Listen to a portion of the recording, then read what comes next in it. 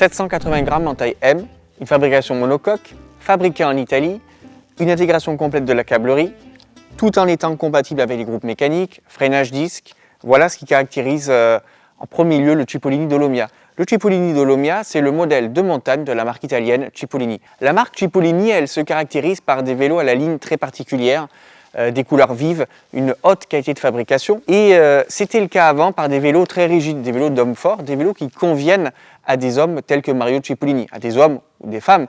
Il y a aussi des femmes fortes en vélo. C'est désormais une chose ancienne avec la sortie du Dolomia, avec la sortie de la Day One qui a été élue vélo de l'année 2022 par Top Vélo. On note que la marque Cipollini se tourne aussi vers les cyclosportifs et non plus seulement vers les coureurs professionnels ou en tout cas les coureurs de haut niveau. Ça, c'est une bonne chose. Il y a eu une gamme de vélos électriques, une gamme gravel et désormais une gamme de montagne ou endurance avec la Day One et le Dolomia. Alors pour vous parler du Dolomia, un cadre fabriqué à la main en Italie, à côté de Florence, une fabrication 100% monocoque, c'est-à-dire que le triangle avant et le triangle arrière ne forment qu'une seule pièce. Il n'y a pas de stratification comme on peut le retrouver chez la plupart des grands constructeurs qui prétendent vous vendre des cadres monocoques qui en fait ne sont monocoques que sur la partie avant. La partie arrière est stratifiée. Ensuite, on a une qualité de fabrication et de finition exceptionnelle.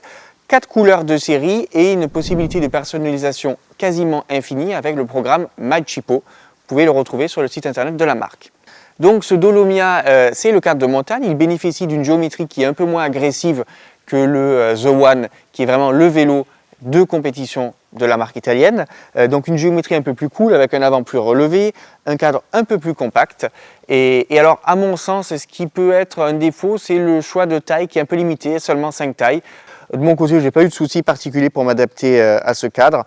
Je suis très bien posé dessus, je le trouve facile d'accès. Alors ce Dolomia, il y a une caractéristique que je trouve très intéressante, c'est qu'il est disponible à la fois en vélo complet et en kit cadre.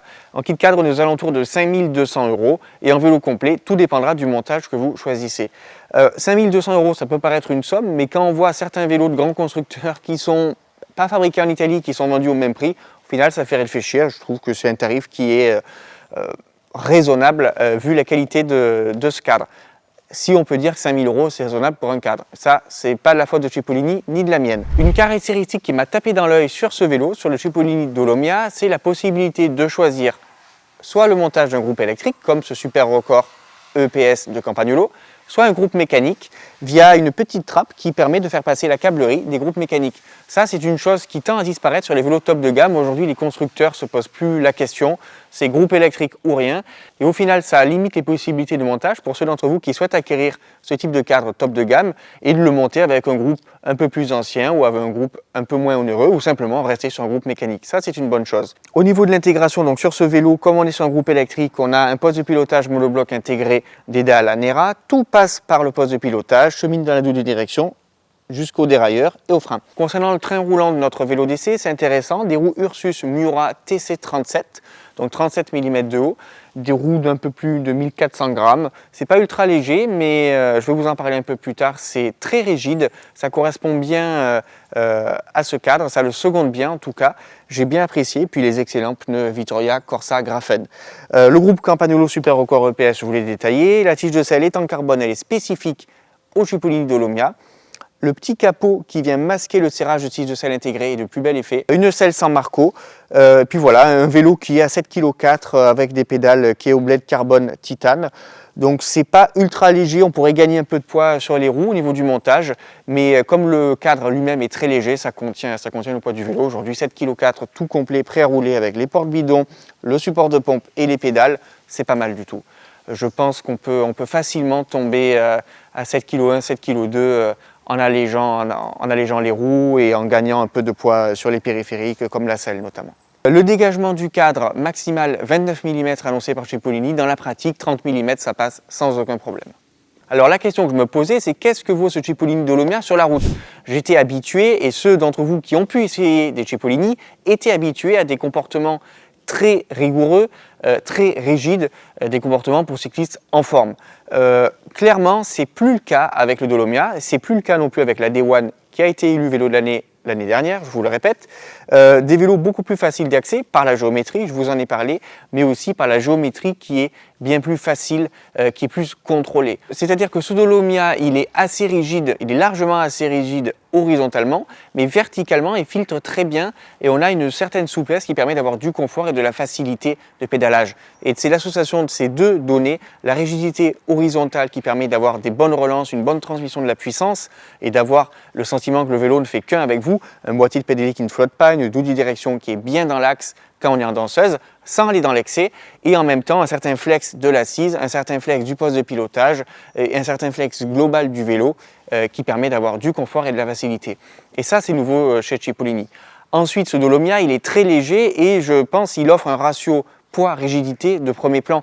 Il me fait beaucoup penser à un Canyon Ultimate CF-SLX, à un Specialized Tarmac, dans son comportement en montagne. On a clairement affaire à un vrai vélo de montagne qui en même temps est capable d'évoluer sur le plat avec des roues, selon moi 37 mm c'est bien, ça permet de rouler sur tous les terrains. Alors ici, on ne parle pas de marketing, d'aéro, d'études en soufflerie, etc. On a une intégration totale de la câblerie, ça c'est pour le style. Ensuite, ce n'est pas un vélo qui a été étudié en soufflerie pour vous faire gagner du temps, ce n'est pas un vélo qui a été étudié pour vous faire gagner des watts en laboratoire. En tout cas, Cipollini ne communique pas là-dessus. C'est un vélo qui est fabriqué en Italie, c'est un vélo qui est beau, c'est un vélo qui est léger, c'est un vélo que je trouve personnellement en termes de sensations efficace. Je l'ai fait essayer à plusieurs amis qui ont une forme différente de la mienne, qui pédalent plus en puissance, ils sont plus rouleurs. Tous ont été du même avis que moi, unanimement, ils ont aimé ce vélo. Voilà, par contre, ce n'est pas un vélo qui vous est vendu pour être plus rapide de 45 secondes sur 45 km à 45 km/h. Ça, c'est du marketing. D'autres marques communiquent là-dessus, c'est très bien, mais ce n'est pas le cas de Cipollini. Voilà tout ce que je peux vous dire sur ce vélo. Pour moi, le principal point négatif, c'est le manque de taille, 5 tailles. Ou ça cadre pas. J'espère que ça cadrera. En tout cas, pour moi, ce n'est pas un problème pour me poser dessus, mais ça peut être un problème pour certains, notamment si vous êtes très long du buste et que vous avez des petites jambes, ou le contraire. Attention à ne pas tomber entre deux tailles. C'est enfin un vélo léger, ça aussi c'est un problème pour la marque. Ils ont eu beaucoup de mal à tomber sous le kilo avec des cadres qui étaient assez massifs d'apparence, assez massifs dans les lignes et assez massifs aussi dans l'épaisseur de carbone certainement. Donc 780 grammes, c'est une réelle performance. Cadre fabriqué en Italie, un vrai monocoque, un beau vélo. Un beau vélo comme ça fait plaisir à en voir, un vélo qui sera durable je pense, un vélo qui fait plaisir à regarder. Voilà, j'espère que cette vidéo vous aura plu, j'espère vous avoir donné assez d'informations sur ce Cipollini Dolomia, le premier vélo de montagne de la marque italienne, fabriqué en Italie. N'hésitez pas à liker et partager la vidéo, c'est important. Vous pouvez retrouver le super test du vélo juste ici, et puis je vous dis à très bientôt pour de prochaines vidéos sur notre chaîne YouTube ou sur notre site internet pour lire mes articles sur tovelo.fr.